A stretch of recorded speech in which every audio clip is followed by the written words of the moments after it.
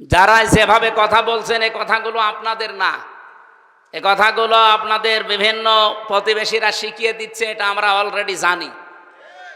যারা এই কথা এই দেশে বলতে পারে, মুসলমানের 92% মুসলমানের দেশে, যে চরমপন্থা আর মৌলবাদ এই দেশে যেন অভয়ারণ্য তৈরি করতে না পারে, এ কথাটা জীবনেও তার না। এই কথাটা অবশ্যই দাদাদের শিখিয়ে দেওয়া কথা। কারণ আমরা তো তার বাবার জীবনী পড়েছি। তার বাবা সারা জীবন ছিল সাম্রাজ্যবাদী, এই ভারতের আগ্রাসন বিরোধী।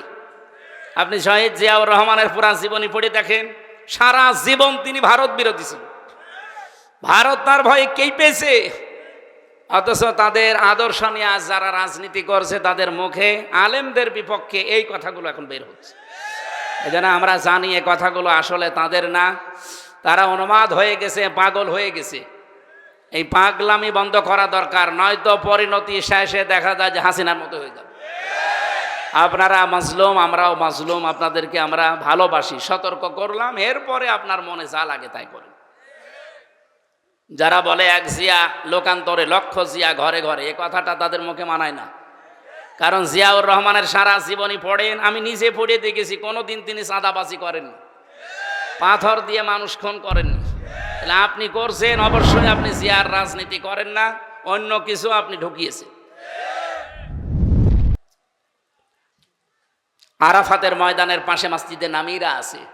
16 সালে একবার দেখলাম ইমাম সাহেব খুতবা দিচ্ছে আরবিতে, আমাদের দেশের শহীদ রাষ্ট্রপতি জিয়াউর রহমানের নাম নিয়ে দোয়া করছিল। উনি ওখানে নিম গাছ লাগিয়েছে, যেটাকে এখন জিয়া গাছ বলা হয়। ওনার নামে প্রায় 1-1.5 মিনিট দোয়া করলো শহীদ জিয়াউর রহমান এই নাম নিয়ে। কি গো, হঠাৎ আরবি বলতে বলতে বাংলা বলছে? বাংলা মানে এইটা, ওই আরবি নামটা বাংলা নাম আরবির ভেতরে উনি চালিয়েছে। পরবর্তীতে দোয়া খেয়াল করে দেখি ওনার জন্য মাফ চায়, ওনার সম্মান বৃদ্ধি করার জন্য আল্লাহর কাছে বলছে আরাফাতের ময়দানে খুতবায়, হজের খুতবায়। কারণ কি, আরাফাতে লক্ষ লক্ষ মানুষের মাথার উপরে এই যে ছায়া দেওয়ার জন্যে বাংলাদেশ থেকে প্লেনে করে মাটি আর নিম গাছ নিয়ে লাগিয়েছে। এই জন্য জিয়া ট্রি বলা হয়। তারা মানুষের মাথার উপরে এই মরুভূমিতে যত রকমের উত্তাপ আছে, তাপ বন্ধ করার জন্য ছায়ার ব্যবস্থা করেছে, তাদের জন্য দোয়া হয়। আর আপনি তার নাম নিয়ে রাজনীতি করে, তার আদর্শের সৈনিক দাবি করে মানুষের মাথার ছায়া আরো কেড়ে নিচ্ছে। ভোলার একটা ঘটনা আজকে পড়ে আমি অলরেডি কেঁদে ফেলেছি। একজনের কাছে চাঁদা চেয়েছে, দিতে চাইনি, শেষে তাকে ধরে বেঁধে রেখে 8-9 জন মিলে তার স্ত্রীকে অলরেডি ধর্ষণ করেছে। একটা কথা হলো, এখন তো বিভিন্ন মানুষ এই যে ভ্যান আলা, আজকে রিক্সা, আমি সকালে একটা অনুষ্ঠানে ছিলাম, এক রিক্সা চালক বলছে যে আগেই ছাতা ভালো ছিলাম। আমার একটা গল্প মনে পড়ছে। কাফন চুরি করতো একটা লোক, কবরে মাটি দিলেই সকালবেলা আর কাফন পাওয়া যায় না, উলঙ্গ করে কাফন নিয়ে চলে আসে, বিক্রি করে দেয়। সারা এলাকায় এত বদনামে এই লোকটার জন্য নামই পড়ে গেছে কাফন চোর। চিন্তা করছে আমি মরে গেলে তো আমার যে গালি গালাজ দেবে, এটা তো বন্ধ করা দরকার। ওর ছেলেকে বলছে, দেখো আমি যখন মারা যাব আমার এই নামটা যেন অন্তত কে উল্টা পাল্টা না ডাকে, এমন কাজ করবা যেন আমার নাম অন্তত মানুষ ভালো বলে। চিন্তা করছে আমার বাবার নাম ভালো বলবে, বাবার মতো কাজ তো আমি করিনি। ওর বাবা তো কাফন চুরি করতো, লাশ ফেলে রাখতো, আর ও এখন শুধু কাফন চুরি করে না, কাফন চুরি করে আর লাশ গাছের সাথে টাঙিয়ে ভেতরে বাঁশ দেয়। এই দৃশ্য দেখে এলাকার মানুষ বলছে যে কি, এদের বাবাই ভালো ছিল, অন্তত বাবা শুধু কাফন চুরি করে নিয়ে আসতো, লাশ তো কবরে থাকতো। আর এ কি আরম্ভ করেছে, শুধু কাফন চুরি করে না, লাশ ঝুলিয়ে রাখে গাছের সাথে, আবার পেছনে বাঁশ দিয়ে রাখে। এর বাবাই ভালো ছিল। আমার তো মনে হচ্ছে 15.5 বছর যে জুলুম অত্যাচার নির্যাতন হয়েছে, 1 বছরে অনেকে তা ছাড়িয়ে চলে গেছে। এই জন্য ভ্যান চালক এখন বলছে যে ছাতা আগেই ভালো ছিল। এ কথা যেন আর সামনে না বলতে পারে, এ বিষয়ে সতর্ক হওয়া দরকার না? বৃষ্টি খুব জোরে চলে আসলো নাকি? মক্কায় বলেন তো নবীজি নিজে আছে, হযরতে আবু বকর সিদ্দিক রাদিয়াল্লাহু তাআলা আনহু আছে, হযরত ওমর আছে রিদওয়ানুল্লাহি তাআলা আলাইহিম আজমাইন, যারা সরাসরি জান্নাতের সার্টিফিকেট ধারী মানুষ। এ মানুষগুলোর ঈমান ছিল না? জবাব দেন, ছিল না? আল্লাহ কেন ইয়া আইয়ুহাল্লাযীনা আমানু বললেন না? কারণ যতদিন নবীজি 13 বছর নবুয়ত পাওয়ার পরে মক্কায় ছিলেন, ওই সময়ের রাষ্ট্রের দায়িত্ব ছিল আবু জেহেল। কে ছিল? আরো জোরে বলে। এই লোকটা যতদিন দায়িত্বে আছে ততদিন আল্লাহর বিধান দিয়েই তো দেশ চালিয়েছে নাকি? নবীজি ওখান থেকে মদিনায় গেলেন, রাষ্ট্র গঠন করলেন। 10 বছর এই কোরআন দিয়ে মদিনা চালিয়েছিলেন, রাষ্ট্র চালিয়েছিলেন। আল্লাহ রাব্বুল আলামিন মদিনাতে যতদিন কোরআন নাজিল করেছেন, কোন জায়গায় 89 জায়গায় আপনি পুরা কোরআনে পাবেন। কোন জায়গায় আর ইয়া আইয়ুহান নাস বললেন না, বললেন ইয়া আইয়ুহাল্লাযীনা আমানু, ওহে যারা ঈমানের দাবি করো তাদেরকে বলছি। আমার এই ছোট্ট মাথার ভেতরে এই চিন্তা এসেছে। আমি মদিনার লাইব্রেরিতে ছিলাম, অনেকক্ষণ ছিলাম, অনেকগুলো বিষয় নিয়ে আলোচনা করতে। আমার এক বন্ধু থাকে ওখানে মদিনা বিশ্ববিদ্যালয়ে, তার সাথে বসে এই যে 4 দিনের 3 দিনই তার সাথে চেষ্টা করলাম, দেখি কিছু নেওয়া যায় কিনা। এই বিষয়টা আমার মাথার ভেতরে এসেছে। যতদিন পর্যন্ত নবীজি নিজে সাহাবায়ে কেরামকে নিয়ে মক্কায় ছিলেন, ইয়া আইয়ুহাল্লাযীনা আমানু এ ডাক শুনতে পারেননি। মদিনায় গিয়ে শুনেছিলেন একটাই মাত্র কারণ, কারণ সেখানে রাষ্ট্রীয়ভাবে ইসলাম কায়েম হয়েছে, কোরআনের বিধান চলছে। বাংলাদেশে 54 বছর স্বাধীন হয়েছে। আপনি কোনো দিকে মন না দিয়ে এখান থেকে কিছু নেওয়ার চেষ্টা করেন। এই 54 বছরে আজ পর্যন্ত কোরআনের 500 আয়াত আছে, শরীয়তের বিধান একটাও চলেছে? চলছে।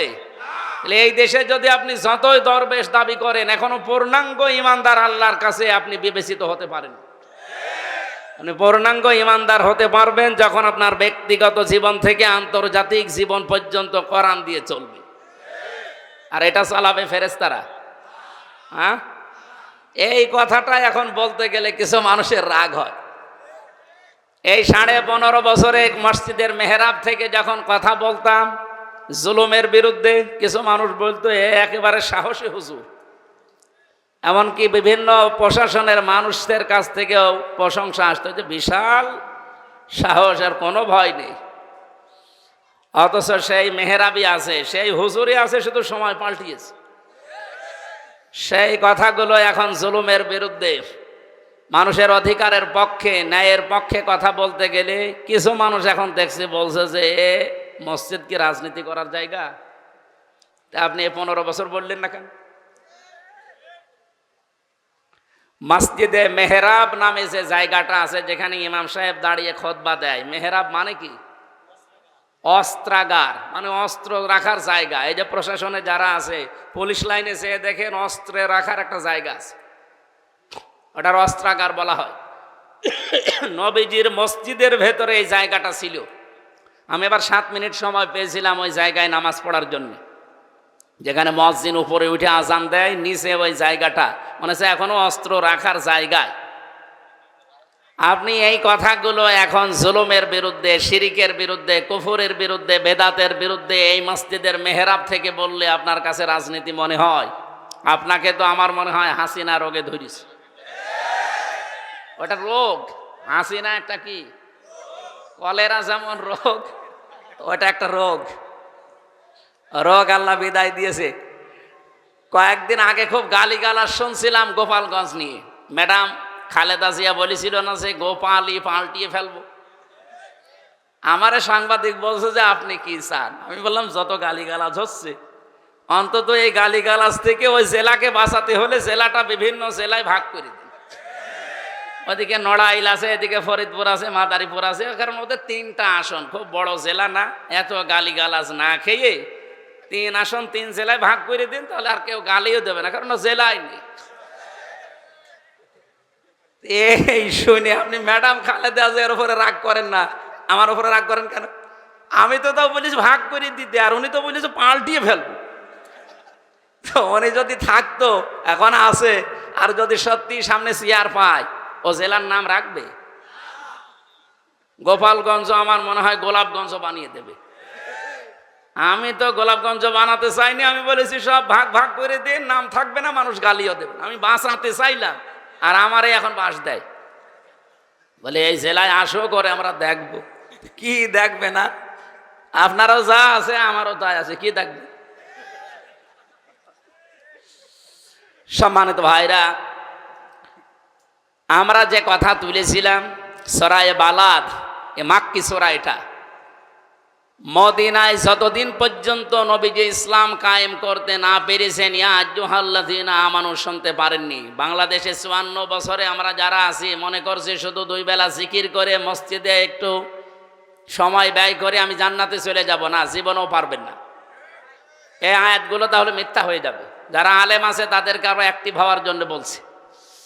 সূরা বালাদের 11 নম্বর আয়াতে আল্লাহ পাক বলেন, ফালাকতা হামাল আকাবাতা ওয়া মা আদরাকা মাল আকাবা।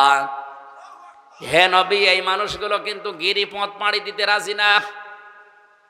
এই আয়াতের আগে দেখবেন 10 নম্বর আয়াতে আল্লাহর ঘোষণা ছিল, ওয়া হাদাইনাহুন নাজদাইন, আমি ভালো আর মন্দ 2টা রাস্তা তাদেরকে বলে দিয়েছি। তার একটা রাস্তা গিরিপথ বললেন কেন? আকাবা মানে কঠিন পথ, গিরিপথ। যমুনা সেতুর এদিক থেকে ওদিকে পার হওয়ার জন্য একটা বিরাট ব্রিজ পার হওয়া লাগে, 5.5 কিলো 6 কিলোমিটার। আপনাকে যদি সত্যি দুনিয়ার এই জীবন থেকে জান্নাতের ওই জায়গায় যেতে হয়, মাস্ট বি একটা গিরিপথ পাড়ি দেওয়া লাগবে। বিশাল একটা সাঁকো ব্রিজ, সেতু যাই বলেন, এটা পার হওয়া লাগবে, নয়তো আপনি আল্লাহর বানানো যে বাগান জান্নাত যেতে পারবেন না। এ পর্যন্ত বলে আল্লাহ শেষ করে দেননি। রব্বুল আলামিন বলেন, হে নবী, আপনি কি জানেন এই গিরিপথ কি? ওমা আদরাকা মাল আকাবা, এই যে গিরিপথ, কঠিন পথ, এটা কি জানেন আপনি? আপনি কোনোদিন শুনেছেন এই আকাবার কোনো সম্পর্কে কিছু? এই আকাবা পার না হলে আপনি জান্নাতে যেতে পারবেন না। কত মানুষ দেখি বিভিন্ন সময় এসে বলে, হুজুর এমন ওয়াজ করবেন যেন এক ওয়াজ শুনি আমি জান্নাত চলে যেতে পারি। বলে হ্যাঁ, একটা ওয়াজ আছে। আমি কোরআন শরীফ পুরাটা পড়ে একটা ওয়াজ এইভাবে পেয়েছি যে একটা কথা যদি কেউ মেনে নিতে পারে, আল্লাহ পাক তার ওই আকাবা পার করে জান্নাতে দিয়ে দেবে। আজকে সেই ওয়াজটা আমার আয়াতের শেষে তেলাওয়াত ছিল, উলাইকা আসহাবুল মাইমানা, এরাই সৌভাগ্যশালী, এরাই ডানপন্থী, এরাই হচ্ছে জান্নাতি।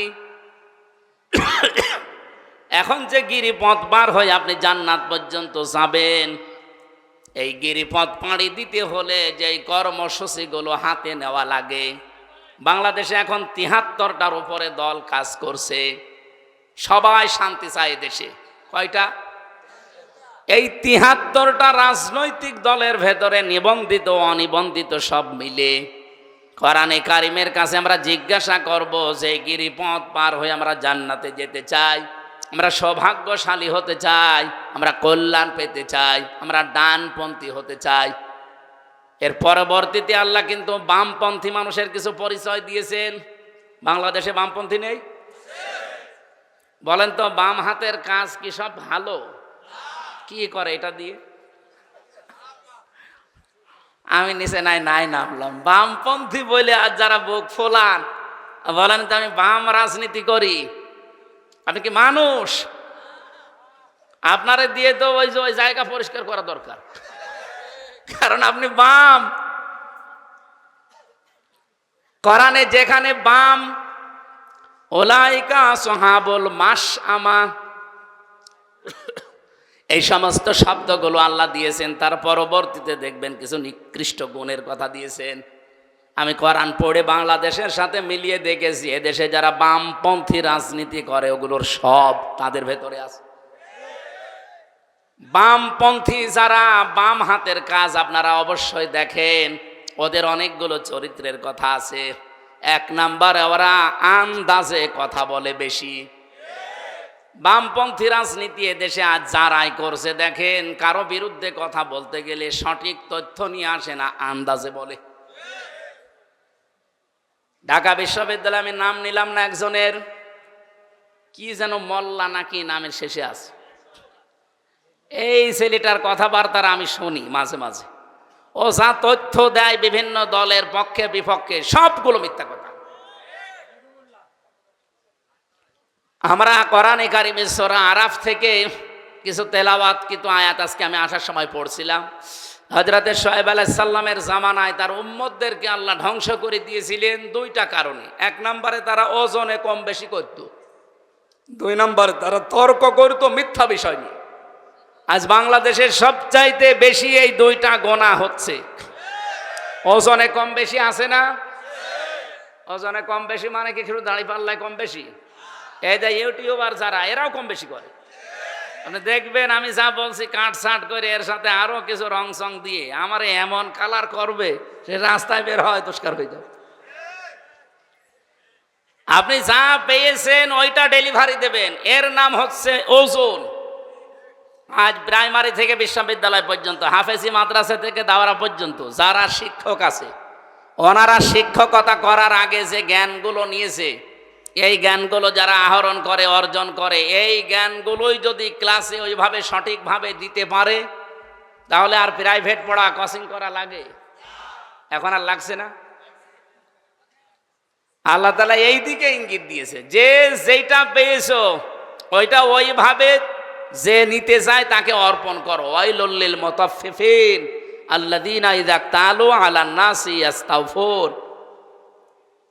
ওই মানুষগুলোর জন্য আক্ষেপ, আফসোস, ধ্বংস হয়ে যা করা, যারা নেওয়ার সময় বেশি নেয়, দেওয়ার সময়।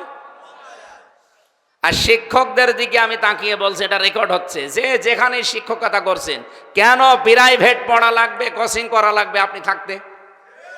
আপনি তো নেওয়ার সময় ঠিক মতোই নিয়েছেন, দেওয়ার সময় ওইটা ঠিক মতো দিলে তো আমার ছেলে মেয়েদের প্রাইভেট পড়ানো লাগে, কোচিং করানো লাগে।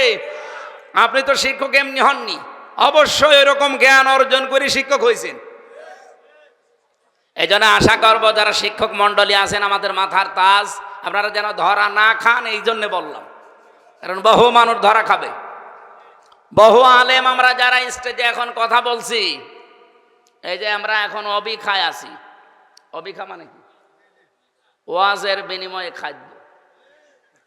সরকারের একটা বাজেট আছে না মাঝে মাঝে, কি যেন কাজের বিনিময়ে খাদ্য। আর আমরা এই দুই হুজুর যা করছি, এটা কিসে? অবিখা, ওয়াজের বিনিময়ে খাদ্য। ওয়াজ না করলে আপনারা আমরা খেতে দিতেন, গাড়ি ভাড়া দিতেন। তাই অবিখা করে যারা এদেশে আমরা আজ খাচ্ছি দায়ী আল্লাহর নাম নিয়ে, তাদেরকেও বলছি আমরাও কিন্তু ওজনে কম বেশি করছি। মসজিদের মেহরাব থেকে শুরু করি, যত জায়গায় যতভাবে আমরা কথা বলি, সে রাজনৈতিক ময়দানে হোক আর ধর্মীয় ময়দানে হোক, আজ আমরা অধিকাংশ মানুষ ওজনে কম বেশিতে ব্যস্ত। কিভাবে? আমি কাবা শরীফে জমার নামাজ পড়েছি একটা, মসজিদে নববীতে পড়েছি একটা। ওনারা 35 মিনিট করে বয়ান করলেন আরবিতে। কথাগুলো আমি বুঝেছি, কিন্তু সঠিক যেভাবে তুলে ধরা দরকার, তাকওয়ার উপরে একজন, এলেমের উপরে একজন তুলে ধরতে পারে না। কারণ ওই দেশে রাজতন্ত্র চলছে। সঠিকভাবে ওই কথাগুলো যদি কোরআন হাদিস দিয়ে যেভাবে বলা দরকার তুলে ধরে, দেখবেন তার পরের দিন ডক্টর সালের মতো উনি গুম হয়ে যাবেন। এই 15 বছর যেটা আমাদের দেশে ছিল, আমরা এই ময়দানে বসে কথা বলতাম, কিন্তু এখান থেকে নাক বরাবর না গিয়ে ঘুরিয়ে যেতাম। কথা বুঝতেছেন? আমরা আগামীতে আর কোরআন হাদিসের কথা বলতে গিয়ে আর ঘোরাঘুরি করতে চাই? এই ঘোরাঘুরি করার জন্য অনেকে এখন চেষ্টায় আছে। যারা যেভাবে কথা বলছেন, এই কথাগুলো আপনাদের না, এই কথাগুলো আপনাদের বিভিন্ন প্রতিবেশীরা শিখিয়ে দিচ্ছে, এটা আমরা অলরেডি জানি। যারা এই কথা এই দেশে বলতে পারে, মুসলমানের 92% মুসলমানের দেশে, যে চরমপন্থা আর মৌলবাদ এই দেশে যেন অভয়ারণ্য তৈরি করতে না পারে, এ কথাটা জীবনেও তার না। এই কথাটা অবশ্যই দাদাদের শিখিয়ে দেওয়া কথা। কারণ আমরা তো তার বাবার জীবনী পড়েছি। তার বাবা সারা জীবন ছিল সাম্রাজ্যবাদী, এই ভারতের আগ্রাসন বিরোধী। আপনি শহীদ জিয়াউর রহমানের পুরা জীবনী পড়ে দেখেন, সারা জীবন তিনি ভারত বিরোধী ছিল। ভারত তার ভয়ে কেঁপেছে, অথচ তাদের আদর্শ নিয়ে আজ যারা রাজনীতি করছে, তাদের মুখে আলেমদের বিপক্ষে এই কথাগুলো এখন বের হচ্ছে। এই জন্য আমরা জানি এ কথাগুলো আসলে তাদের না। তারা উন্মাদ হয়ে গেছে, পাগল হয়ে গেছে। এই পাগলামি বন্ধ করা দরকার, নয়তো পরিণতি শেষে দেখা যায় যে হাসিনার মতো হয়ে যাবে। আপনারা মাজলুম, আমরাও মাজলুম, আপনাদেরকে আমরা ভালোবাসি, সতর্ক করলাম, এরপরে আপনার মনে যা লাগে তাই করেন। যারা বলে এক জিয়া লোকান্তরে লক্ষ জিয়া ঘরে ঘরে, এই কথাটা তাদের মুখে মানায় না। কারণ জিয়াউর রহমানের সারা জীবনী পড়েন, আমি নিজে পড়ে দেখেছি, কোনোদিন তিনি চাঁদাবাজি করেননি, পাথর দিয়ে মানুষ খুন করেননি। তাহলে আপনি করছেন, অবশ্যই আপনি জিয়ার রাজনীতি করেন না, অন্য কিছু আপনি ঢুকিয়েছেন। আরাফাতের ময়দানের পাশে মসজিদে নামিরা আছে। 16 সালে একবার দেখলাম ইমাম সাহেব খুতবা দিচ্ছে আরবিতে, আমাদের দেশের শহীদ রাষ্ট্রপতি জিয়াউর রহমানের নাম নিয়ে দোয়া করছিল। উনি ওখানে নিম গাছ লাগিয়েছে, যেটাকে এখন জিয়া গাছ বলা হয়। ওনার নামে প্রায় 1-1.5 মিনিট দোয়া করলো, শহীদ জিয়াউর রহমান এই নাম নিয়ে। কি গো, হঠাৎ আরবি বলতে বলতে বাংলা বলছে? বাংলা মানে এইটা, ওই আরবি নামটা বাংলা নাম আরবির ভেতরে উনি চালিয়েছে। পরবর্তীতে দোয়া খেয়াল করে দেখি ওনার জন্য মাফ চায়, ওনার সম্মান বৃদ্ধি করার জন্য আল্লাহর কাছে বলছে আরাফাতের ময়দানে খুতবায়, হজের খুতবায়। কারণ কি, আরাফাতে লক্ষ লক্ষ মানুষের মাথার উপরে এই যে ছায়া দেওয়ার জন্যে বাংলাদেশ থেকে প্লেনে করে মাটি আর নিম গাছ নিয়ে লাগিয়েছে, এই জন্য জিয়া ট্রি বলা হয়। তারা মানুষের মাথার উপরে এই মরুভূমিতে যত রকমের উত্তাপ আছে, তাপ বন্ধ করার জন্য ছায়ার ব্যবস্থা করেছে, তাদের জন্য দোয়া হয়। আর আপনি তার নাম নিয়ে রাজনীতি করে, তার আদর্শের সৈনিক দাবি করে মানুষের মাথার ছায়া আরো কেড়ে নিচ্ছে। ভোলার একটা ঘটনা আজকে পড়ে আমি অলরেডি কেঁদে ফেলেছি। একজনের কাছে চাঁদা চেয়েছে, দিতে চাইনি, শেষে তাকে ধরে বেঁধে রেখে 8-9 জন মিলে তার স্ত্রীকে অলরেডি ধর্ষণ করিস। একটা কথা হলো, এখন তো বিভিন্ন মানুষ এতে ভ্যান আলা, আজকে রিক্সা, আমি সকালে একটা অনুষ্ঠানে ছিলাম, এক রিক্সা চালক বলছে যে আগেই ছাতা ভালো ছিলাম। আমার একটা গল্প মনে পড়ছে, কাফন চুরি করতো একটা লোক, কবরে মাটি দিলেই সকালবেলা আর কাফন পাওয়া যায় না, উলঙ্গ করে কাফন নিয়ে চলে আসে, বিক্রি করে দেয়। সারা এলাকায় এত বদনাম এই লোকটার জন্য নামই পড়ে গেছে কাফন চোর। চিন্তা করছে আমি মরে গেলে তো আমার যে গালি গালাজ দেবে, এটা তো বন্ধ করা দরকার। ওর ছেলেকে বলছে, দেখো আমি যখন মারা যাব আমার এই নামটা যেন অন্তত কে উল্টা পাল্টা না ডাকে, এমন কাজ করবা যেন আমার নাম অন্তত মানুষ ভালো বলে। চিন্তা করছে আমার বাবার নাম ভালো বলবে, বাবার মতো কাজ তো আমি করিনি। ওর বাবা তো কাফন চুরি করতো, লাশ ফেলে রাখতো, আর ও এখন শুধু কাফন চুরি করে না, কাফন চুরি করে আর লাশ গাছের সাথে টাঙিয়ে ভেতরে বাঁশ দেয়। এই দৃশ্য দেখে এলাকার মানুষ বলছে যে কি, এদের বাবাই ভালো ছিল, অন্তত বাবা শুধু কাফন চুরি করে নিয়ে আসতো, লাশ তো কবরে থাকতো। আর এ কি আরম্ভ করেছে, শুধু কাফন চুরি করে না, লাশ ঝুলিয়ে রাখে গাছের সাথে, আবার পেছনে বাঁশ দিয়ে রাখে। এর বাবাই ভালো ছিল। আমার তো মনে হচ্ছে 15.5 বছর যে জুলুম অত্যাচার নির্যাতন হয়েছে, 1 বছরে অনেকে তা ছাড়িয়ে চলে গেছে। এই জন্য ভ্যান চালকও এখন বলছে যে ছাতা আগেই ভালো ছিল। এ কথা যেন আর সামনে না বলতে পারে, এ বিষয়ে সতর্ক হওয়া দরকার না? বৃষ্টি খুব জোরে চলে আসলো নাকি? আমার ভাইরা, আমরা যে কোরআনে কারিম থেকে কথা শোনার জন্য বসেছিলাম, এখানে মেন কথা ছিল আমরা বিশাল গিরিপথ, এটা পার হয়ে আল্লাহর বানানো জান্নাতে যেতে চাই। এর 1 নম্বরে কর্মসূচি আল্লাহ দিয়েছেন ফাক্কু রাকাবা, দাস মুক্তি করার জন্য আপনাকে কাজ করা লাগবে। আও ইতআমুন ফি ইয়াউমিন যি মাসগাবা, মিসকিন যারা, অসহায় যারা, এই মানুষগুলোর খাবারের ব্যবস্থা করা লাগবে, ছুটে যাওয়া লাগবে অসহায় মানুষের কাছে। অবাংলার মুসলমানেরা এটা যেহেতু রেকর্ড হয়, সারা বাংলাদেশ ছড়িয়ে যাচ্ছে, আমি নিরপেক্ষ দৃষ্টি নিয়ে বলছি, আপনি বলেন এই যে কর্মসূচিগুলো বলছি, 1 নম্বরে তারা দাসত্ব মুক্তির জন্য কাজ করবে। মানুষের ঘাড়ে যাদের শৃঙ্খলা পরানো আছে, শৃঙ্খলা মুক্ত করার চেষ্টা চালাবে। আয়াতের তাফসির হয় দুইটা। এক নম্বরে বন্দি মুক্তিকরণ। আজ বিনা কারণে বাংলাদেশের 68টা জেলখানা আছে। এই জেলখানাগুলোতে বিনা কারণে অনেকেই বছরের পর বছর পড়ে আছে, কোনো অপরাধ না করেও পড়ে আছে। কয়েকদিন আগে একজন মুক্তি পেয়েছে, ফারাবি নামে, আমার সাথে ছিল জেলখানায়। ইসলামের পক্ষে লিখত, বিশ্বনবীকে কেউ গালি গালাজ করলে তাদের বিপক্ষে লিখত। এই লোকটাকে বিনা কারণে এই হাসিনা 11 বছর জেলের ভেতরে আটকে রেখেছিল দাদাদের নির্দেশে। এই লোকটা এখন মুক্ত বাতাসে এসেছে। আল্লাহ যেন তাকে কবুল করেন নবীর প্রেমে, দিনের জন্য, বলেন আমিন। এরকম বহু মানুষ বিনা কারণে 1,10,000-এর উপরে ওই সময় আমরা জেলখানা ছিলাম সারা বাংলাদেশে। যারা বিনা কারণে এভাবে আছে তাদেরকে মুক্ত করার জন্য যারা চেষ্টা চালাবে। 2 নম্বরে মানুষের তৈরি করা আইন যারা দুনিয়ায় কায়েম করতে চায়, মানুষকে মানুষের দাস বানাতে চায়, সেখান থেকে মুক্ত করে যারা আল্লাহর গোলাম, আল্লাহর দাসে পরিণত করার জন্য চেষ্টা চালায়, এই কর্মসূচি যাদের হাতে আছে তারা সফল।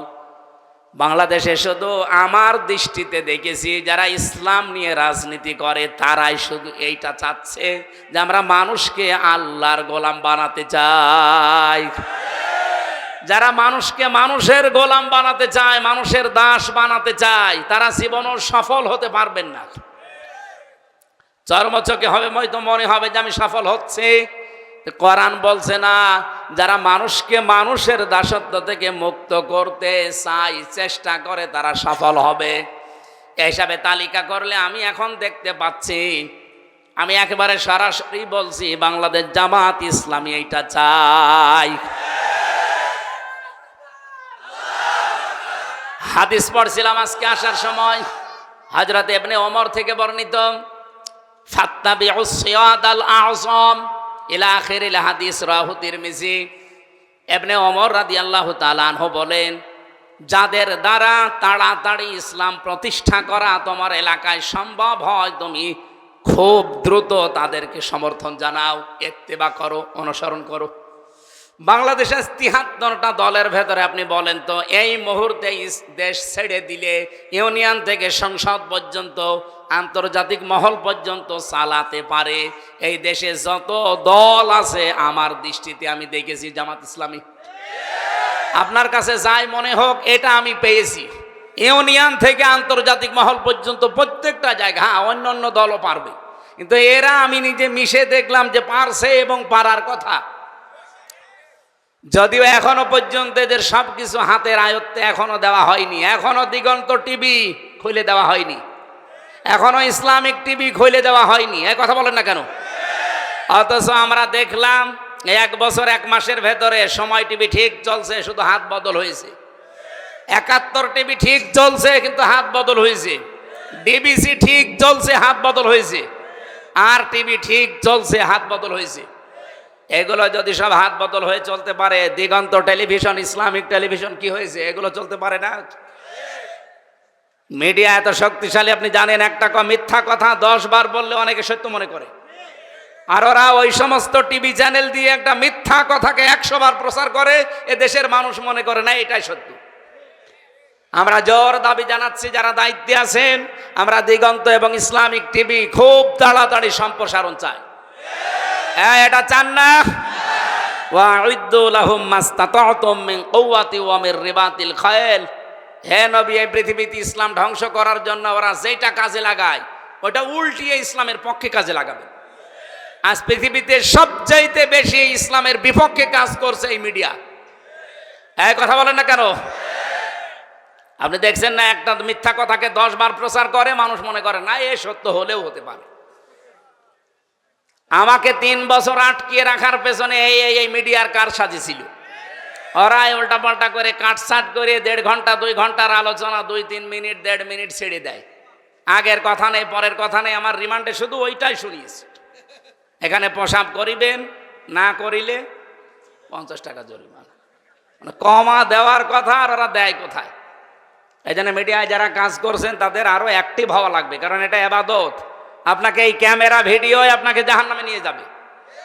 এইটাই আপনাকে জান্নাতে নিয়ে যাবে যদি আপনি ওই মানের কাজ করেন। কথা বলেন। নুন আল কলামি ওমা ইয়াসতুরুন, আল্লাহ বলেন কলমের কসম, এটা একটা কলম। এটা কলম না? কলম দিয়ে লেখকরা যা লেখে ওই লিখিত জিনিসের আল্লাহ কসম দিয়েছেন। সুতরাং উল্টা পাল্টা লিখে যাবেন মানুষের বিরুদ্ধে। সাত গায়ে জারিয়া যেমন আছে, গোনায় জারিয়াও আছে। অনেকে খালি সাত গায়ে জারিয়া শুনে পেয়ে আনন্দে থাকে, যে সাত গায়ে জারিয়া। আরে ভাই, গোনায় জারিয়া আছে, ওইটা আপনার কোন বাবা নেবে? এ বাংলাদেশে বহু মানুষ সাত গায়ে জারিয়া না করে আজ অনেকে গোনায় জারিয়া করে যাচ্ছে। এমন এমন কথা লিখে যায় একটা মানুষের, একটা দলের বিপক্ষে, যেই কাজ যেই কথা ওই লোকটা ওই দলের ভেতরে নেই। আন্দাজে আপনি এগুলো ছড়িয়ে যদি কালার করার চেষ্টা করেন, আপনি হয়তো মরে যাবেন আর 50 বছর পর, কিন্তু আপনার এই মিথ্যা লিখিত বই, মিথ্যা লিখিত পত্রিকা এ কি মরে যাবে? যতদিন থাকবে টিকে আপনার কবরে ফ্ল্যাক্সি লোড হয়ে এগুলো সব এই গোনাগুলো যেতে থাকবে। আপনি হয়তো মারা যাওয়ার সময় 50 মন গোনা নিয়ে মরে গিয়েছিলেন, কিয়ামতে যখন উঠবেন আপনার আমল নামায় দেখবেন 50,000 মন গোমা জমা হয়ে আছে। এরকম পাগল দেশে নেই? ওই যে ফজু পাগল একটা আছে, আন্দাজে। আমার মনে হয় ওরে বাইরে রাখলে দেশের ক্ষতি হবে, ওরে আমার পাবনায় পাঠানো দরকার। যারা আছেন কিশোরগঞ্জে ধৈর্য বেঁধে ওরে পাবনায় পাঠান, আমরা দরকার হয় কুকুর মারা ইঞ্জেকশন দিয়ে দেই, পড়ে থাক। তাছাড়া যত কথা বলে, আমার 100টা কথা বললে 98টা মিথ্যা কথা, আর সব আলেমদের বিরুদ্ধে। ওর কি জন্মই হয়েছে আলেমদের বিরোধিতা করার জন্য নাকি? এই জন্য আমাদের উচিত মানুষকে, যারা মানুষের দাসত্ব থেকে মুক্ত করে আল্লাহর দাস বানাতে চায়, আপনি সেই দলে যোগ দেন যাদের দ্বারা তাড়াতাড়ি ইসলাম কায়েম করার সম্ভাবনা বেশি। সেই দলে আসেন, আপনি সফল হতে পারবেন। এই আয়াত আর এই হাদিস আমি এখন বানালাম। বলেন বলেন।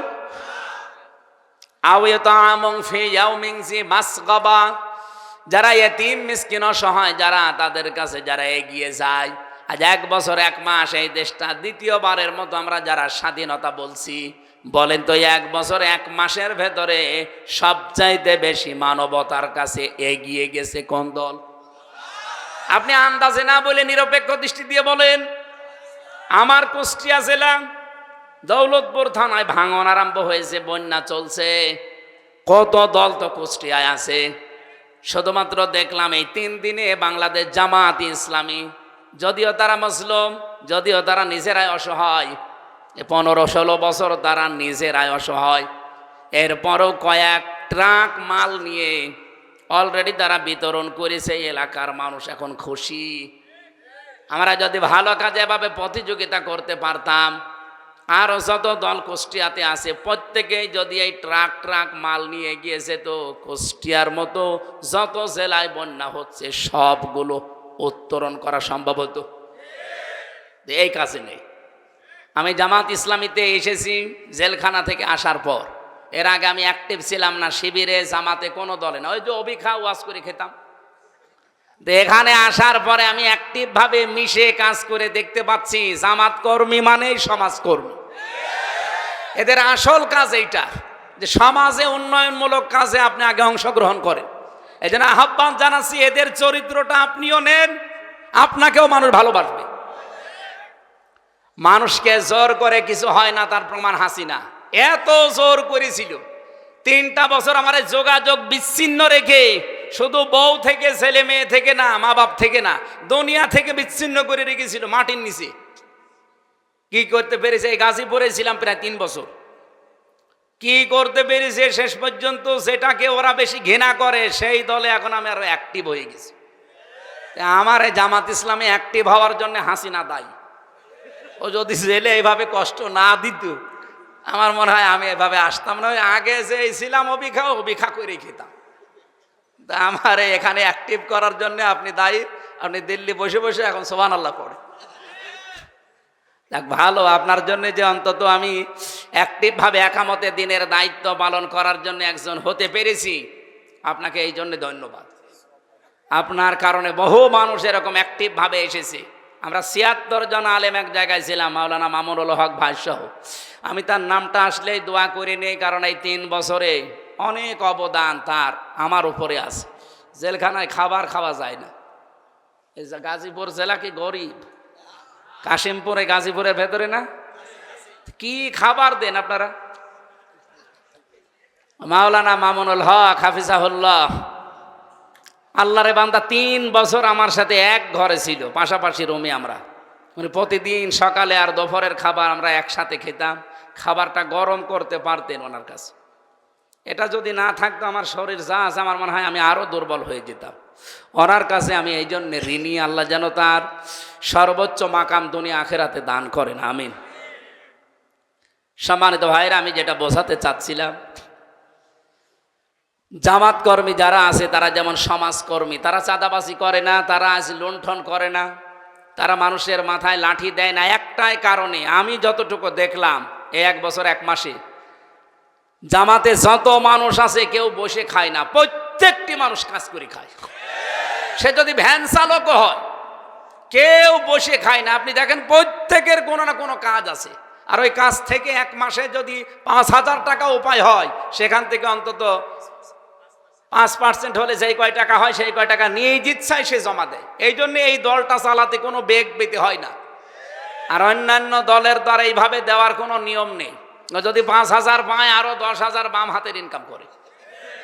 এই জন্য আহ্বান জানাচ্ছে, আমি নিজে বুঝেছি, এদেরকে দেখলাম এরা ফাক্কু রকাবা করতে চায়, এরা দাসত্ব মুক্ত করতে চায় মানুষকে, মানুষের দাস থেকে আল্লাহর দাস বানাতে চায়।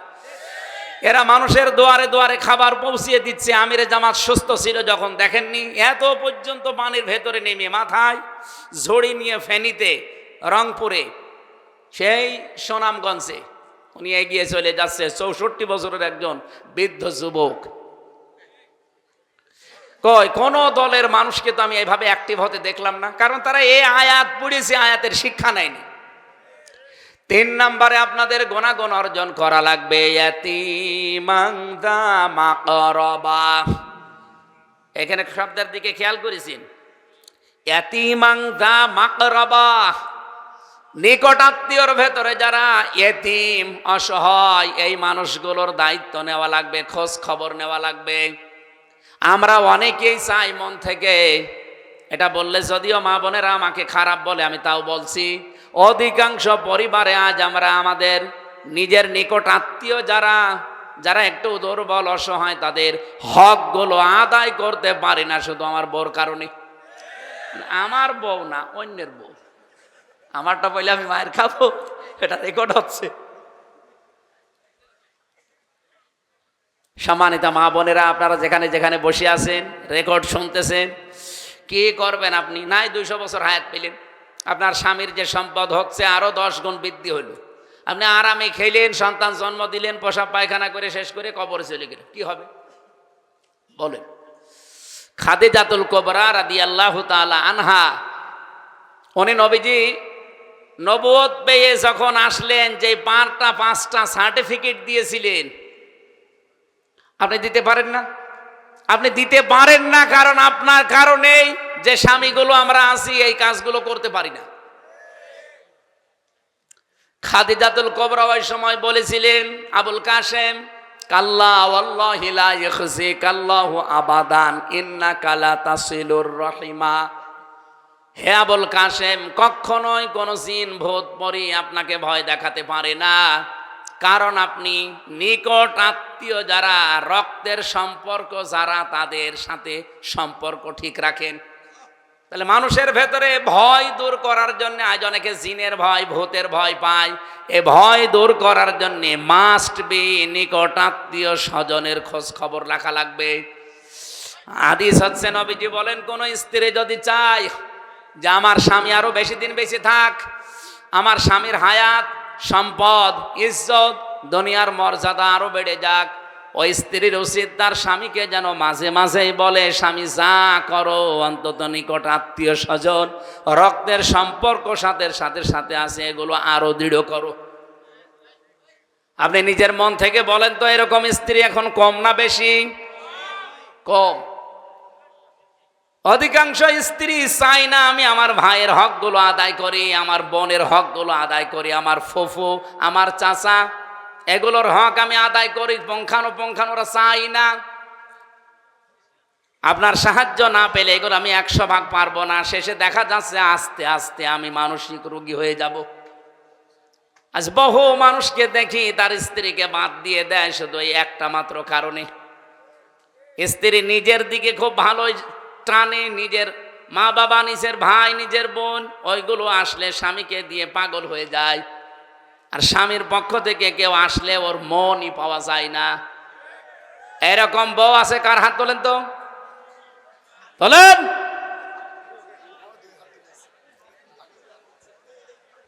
যাদের এরকম আছে তারা সাবধান। সম্মানিতা মা বোনেরা, নামাজ পড়ে রোজা রেখে আর কালো বোরকা পরে আপনি কি করবেন? আপনি তো রক্তের সম্পর্কগুলো আরো দৃঢ় করার জন্য ছাড় দিয়ে হলেও চেষ্টা করবেন। সফল আমাকে দেখতে চান, এইভাবে আমাকে সফলতায় পৌঁছিয়ে দেন। আও মিসকিনান যা মাতরবা, তরব থেকে এসেছে। তরব মানে ধোলা মলিন, ধোলা বালি। যারা ধোলা মলিন পথে ঘাটে, স্টেশনে, বাস স্ট্যান্ডে, রাস্তাঘাটে যারা ধোলা মলিন অবস্থায় থাকে, এই মানুষগুলোর যারা ছিন্ন বিচ্ছিন্ন, যারা ছিন্নমূল বলা হয়, এদের কাছে যারা এগিয়ে যায়, এদের মাথায় অন্তত একটু হাত বুলিয়ে দেয়, শান্তির পরশ পেয়ে এই মানুষগুলো একটা তৃপ্তির হাসি দেয়। নবীজি জানিয়েছেন একটা এতিমের মুখের এই তৃপ্তির হাসি আল্লাহর আরশ পর্যন্ত তোমার উপরে খুশি হয়ে যায়। আপনি 20 তলা বিল্ডিং বানিয়েছেন, সেই রকম বিউটিফাই করে জাঁকজমক বর্ণ একেবারে একত পাথর দিয়ে, বিভিন্ন মার্বেল পাথর নিয়ে এসে কাবায় যে পাথর সাজানো আছে ওই পাথর দিয়ে আপনি বানিয়েছেন। এই 20 তলা বিল্ডিং এর মূল্য আল্লাহর কাছে যত না বেশি, একটা ছিন্নমূল ধলাবালি মলিন অবস্থায় যারা বিভিন্ন জায়গায় আছে, এরকম অসহায় মানুষের পাশে যদি কেউ ছুটে যায় আর তাকে যদি হাসি দেখতে পাওয়ার জন্য চেষ্টা চালায়, ওই লোকটার প্রতি আল্লাহর আরশ পর্যন্ত খুশি হয়ে যায়। বলেন তো, এই কর্মসূচিটা বাংলাদেশে 73টা দল আজ কাজ করছে। আমি তো নিজে দেখতে পাচ্ছি কারা নিয়েছে। যারা নিয়েছে কান খাড়া করে শোনেন, কোরআন হাতে নিয়ে বলছি আপনারা সফল হবেন। আল্লাহর কসম আপনারা সফল হবেন, যারা মানুষকে ধোলা মলিন এই অসহায় ছিন্নমূল মানুষের কাছে আজ এগিয়ে যাচ্ছেন। কমিশন বানাতে দিয়েছিল সরকার নারীদেরকে। আমার তো চেহারা দেখে মনে হচ্ছিল না যে এরা নারী। নারী কমিশনে যে কয়েকজন ছিল আপনি তাকিয়ে দেখেছে নাকি মহিলা না পুরুষ বোঝা যায়। কোরআনের 13টা আয়াত ভুল ধরিস, 26টা হাদিস তারা ভুল ধরিস। আমার ভাইরা, আমি যে কথা এখান থেকে নিয়ে আসতে চাই, আপনি নারী কমিশনে বসে এই জায়গায় যদি কোরআনে কারিমের এই নির্দেশগুলো নিজে পালন করে 92% মুসলমানের দেশে বাস্তবায়নের জন্য ডক্টর মোহাম্মদ ইউনূসকে আপনারা চেষ্টা চালাতেন, আজ যে কথাগুলো উঠতেছে আলেমদের পক্ষ থেকে, একটা কথাও আলেমরা এদেশে বলতো না, মুসলমানেরা বলতো না, আর আপনাদের পক্ষে থাকতো। আপনি কি করলেন? বলে যৌনকর্মী যারা আছে তাদেরকেও নাকি শ্রমিকের মর্যাদা দেওয়া লাগবে। একটা কথা হলো, তারা সারাটা জীবন নির্যাতিত। যৌনকর্মী যারা আছে, আমি একটা সাক্ষাৎকার পেয়েছিলাম এই গোয়ালন্দ ঘাটের। এই মেয়েটা দুর্ভাগ্যের কারণে সেখানে যে পড়েছে, কি নির্যাতন তার উপরে 8 বছর চলছে। এক দিন 8, 10, 15, 20 জন করে তার ইউজ করে, ব্যবহার করে, কিন্তু কাঙ্ক্ষিত মানের টাকা পয়সা তারে দেয় না। তার তো এমনিতেই কষ্ট, আরো বিভিন্ন মেডিকেলের যে সমস্ত বিষয়গুলো আছে ওগুলো নিচে নামলাম না, সবগুলো থেকে তারা আপনি কষ্ট দিচ্ছেন, বঞ্চিত করছেন। তার একটা পেশা হলো, আর আপনি তাকে শ্রমের মর্যাদা দেওয়ার জন্য উঠে পড়ে লেগেছেন। আমার মনে হয় তাদেরকে শ্রমের মর্যাদা না দিয়ে আপনি নিজে ওই শ্রমের মর্যাদা নেন।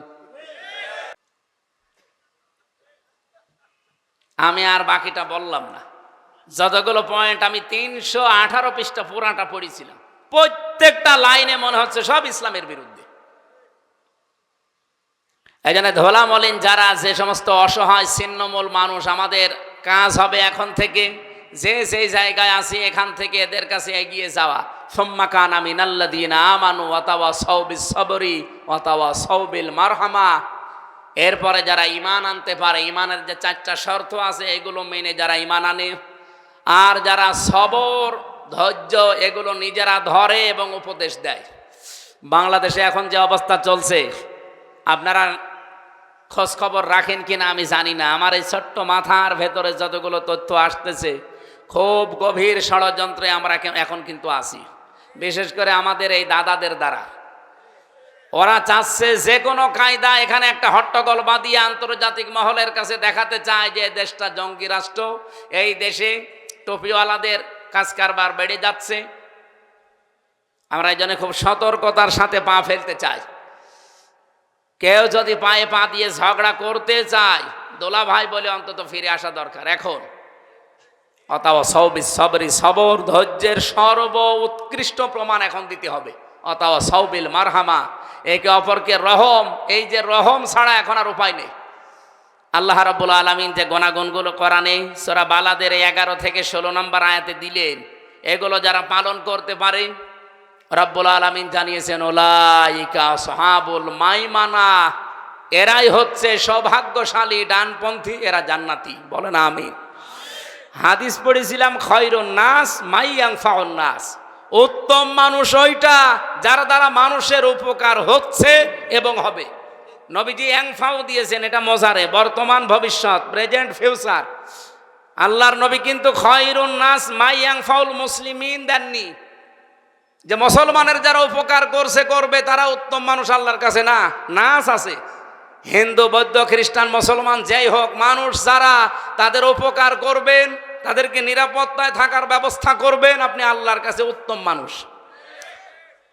কালকে রাত 11টার দিকে আমার ঘরে একজন হিন্দু এসেছিল, আমি মনে করলাম যে মুসলমান হওয়ার জন্য এসেছে, না, এসে আমার একটা ভিডিও দেখাচ্ছে। কি ভাই নাম জিজ্ঞাসা করলাম, বলছে বিনোদ কুমার আগরওয়ালা, অনেক ধনী মানুষ কুষ্টিয়াতে। কি কি জন্য এসেছে, ওর নাম শুনে আমি এবার বুঝলাম যে ও আমার ধর্মের না, অন্য ধর্মের। আমার বলছে হুজুর আমি মুসলমান হওয়ার জন্য আসিনি, আমি একটা ভিডিও দেখাতে চাই। সেদিন যে হিন্দু বৌদ্ধ খ্রিস্টান এদের সাথে একটা আলোচনা ছিল, সেখানে বলেছিলাম যে ইসলাম যদি দেশে আসে তাহলে আমরা যেভাবে নিরাপত্তায় আছি, নিরাপদে আছি, ওনারা অনেকগুলো কথা আমাকে শোনালো যে আমরা এই এই এই এই ঝামেলায় আছে এই 15 বছরে সংখ্যালঘু হওয়ার কারণে। অভয় দিয়েছিলাম যদি ইসলাম দেশে আসে একবার, শুধু আমরা যেভাবে নিরাপত্তায় আছি আমাদের চাইতে কমপক্ষে 10 গুণ বেশি নিরাপত্তায় থাকবেন।